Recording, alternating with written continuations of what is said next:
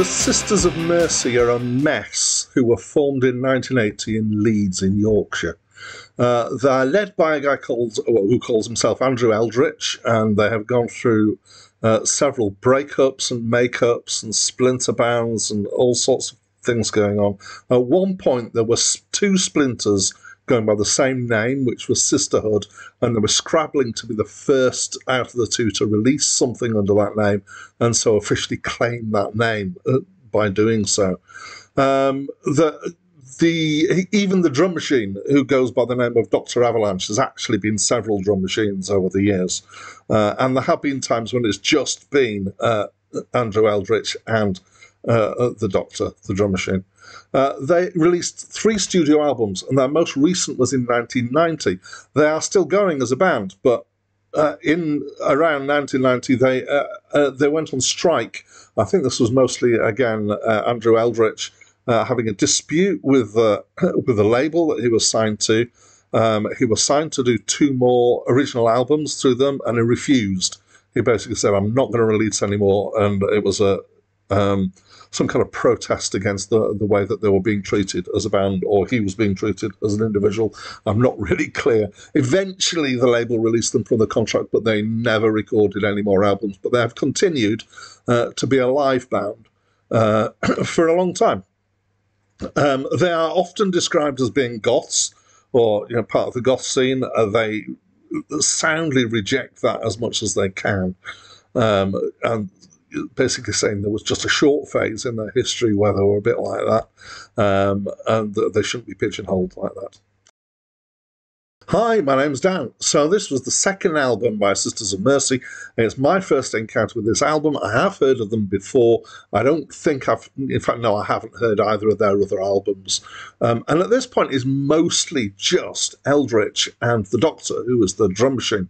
There's maybe some small involvement by a bassist called Patricia Morrison. It's unclear how much, if she ever actually contributed anything to the album at all, and if she did, it was probably minimal. There is some production done by Jim Steinman of Meatloaf fame, who also apparently got the funding for the choir that appears, so there is a choir as well on 2 of the tracks. And there's also 1 small guitar piece of guest work.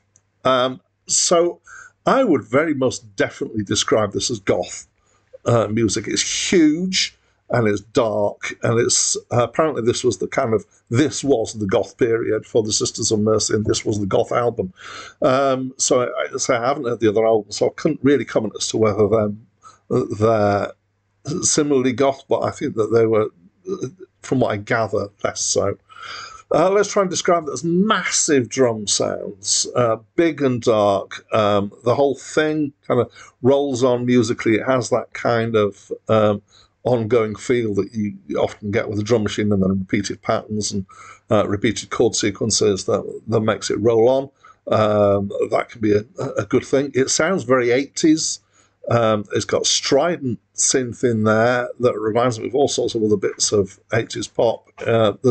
The snare sounds in particular are enormous. They're a bit like explosions going off. There's lots of echo. There's guitar that's kind of mostly backing stuff. There's some nice crunchy bass at times, especially on the introduction part of the track, Lucretia, My Reflection. It's a song which is apparently about Patricia Morrison, who was this person who may have contributed. The vocals are deep and menacing. He's got a low voice. He sometimes is singing, sometimes is almost muttering to himself. It's got a real atmosphere of that about it. It reminded me at times of people like Leonard Cohen and Nick Cave with the vocals, and a similar kind of darkness to what's going on here. The lyrics are mostly about their metaphors and despair. There's a somewhat fantastical thing at times. There's definitely a theme of water in here. There are 2 tracks with the word flood in the title, and apparently this was inspired by writing these songs in Hamburg, which apparently has got a lot of water in it. I found it to be really effective, actually, especially the first half. I really enjoyed the tracks. I just loved the atmosphere that was created and the feel of the songs. It took me by surprise how much I liked it. I did really like it. I kind of wish that I'd heard it earlier in my life. I felt like it drew me in.